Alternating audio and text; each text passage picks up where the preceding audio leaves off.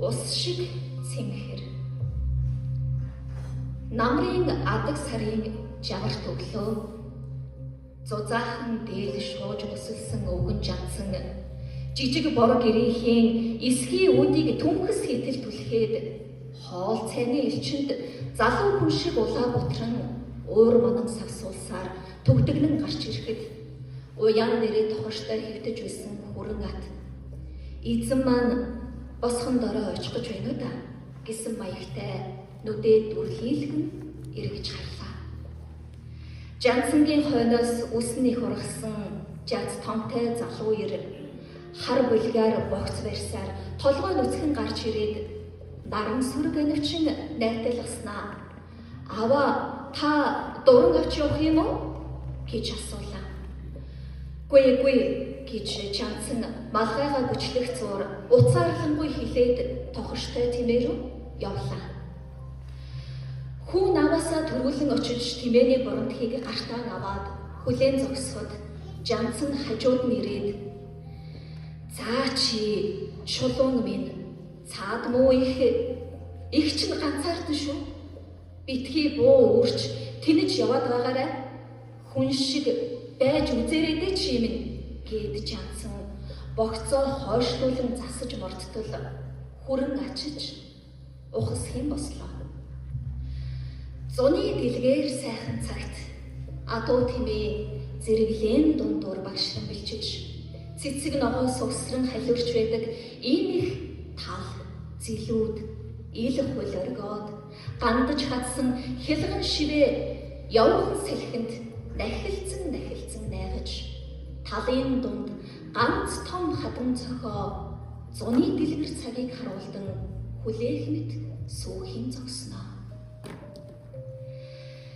Эзэн хүнээр залуулалтгүй эсрэх зүрэг дагаж сурамгай гихчин алхах хашир атныхаа нуруунд дээр амгалан суугаад салхины ургус хөргөлцөн хийсэх тимээнийхэн шив зогдрыг нүднийхэн үзүүрээр ажиглаж хээрийн цэвэр агаарыг цээж дүүрэн татж бодол давтаад мэлмэрч явах шиг сайхан юм байдгүй. Намар яг үдэд холын замд гарах гэж хөл газар хүрэхгүй хөөрч явдаг байсан өн эртний цагаа сэргээнэг бодлоо. Тарх хүчээ авч гүйцсэн атан тимээдийг зээл татан сойгоод жинчид хом татлаг бурандаг гадас хонх майхнаа төхөөрч байдаг. Амраг гэргийд нь дулаан хувцас зэхэж ах дүүс танил дотн хүмүүс нь бэлэг захиа өгч өвөл ойртохын амьсгаанаар зуны тавлаг уужмыг орхин яарч үнсэн мал хүн ийш тийшээгээ холбилдан гүйж ботго торон буйлалдаж байгаль дэлхий хүртэл уярсан байдалтай харагдаж шөнийн цагаар тунхлагхан шүүдэр хөнгөн цагаар херуу дэвсэж хоноод зуны өмнөд тамирдаж цонхийсэн шаргал талын дээгүүр санаа алдах мэт намрын хонгор салхи нэгэн үе сэтгэл уйрааж нэгэн үе хиймэр бадран сэвсэлзэж байдаг. Тэр цаг тэр үйлрэл жинчин хүний сэтгэл бусдаас илүү нэвчин шингэж зүрхний өгтөн хоногшдог ажээ. Жансан анх жинч эцгийн дагаад 20 настайдаа аяны цанд гарсан байдаг юм. Тэр үед шүүхэртийн баг охин баруун говийн хулаан гэж залуучуудад магтагддаг байсан нуруутай ягаан хазар дохинд Жансан сэтгэл алдарчээ.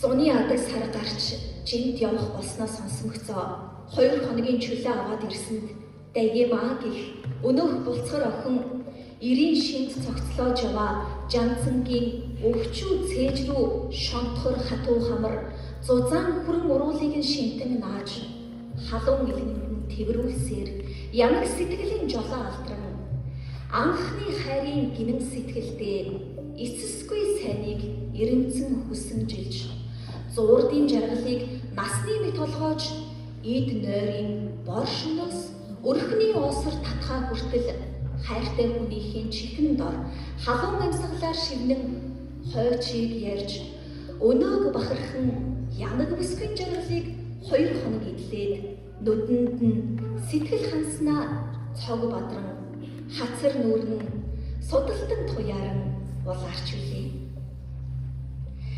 Жанцан залуу явахдаа энэ тухай бодох бүр өөрийн ирэхгүй инээд хөрхийн хажуугаар нүдэнд нь нулимс бүрхдэг байсан юм.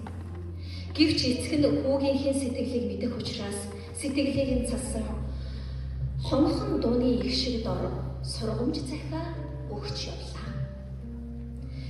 Илэнц хуланц өвгөд дээдсээсээ эхлээд амьдрах гэж улаан голоон тасартал зүтгэж ирсэн амьтан юм шүү дээ хүн гэдэг чинь. Хүний дээд нь жинчд байдаг юм аа. Жинчин хүн жавар салхийг даана, өлсөж дарахыг даана, тэгсээр яваад яс шиг хатуужж хүний дээд, эрийн дээд болдог ёстой юм. Жинчин хүн гэдэг жавар чангарах тусам илч дулаан нэмэгдэж, тэмээнийхэн алхаан дор биенийхэн жилээ гарч, хонхныхаа дуугаар сэтгэл нь сэргэж явдаг учиртай юм шүү дээ. Хүүхэн чавганцын хинхээтэй ир жинчин хүн байж чаддаггүй юм. Жавар салхинаас хүчээ авч чаддаггүй, нарийн хоолоор тодруулж байж тэнхэрдэг хүн бас жинчин байж чаддаггүй юм. Архаг хуучингүй, эрүүл сайн бие, нуурахгүй гүдэс, цэх зориг, тусч сайхан сэтгэл, үнэг шиг хурцнууд, чон шиг соргог хамар, нарийн анирч чих ганцхан жинчин хүндэл байдаг юм шүү дээ.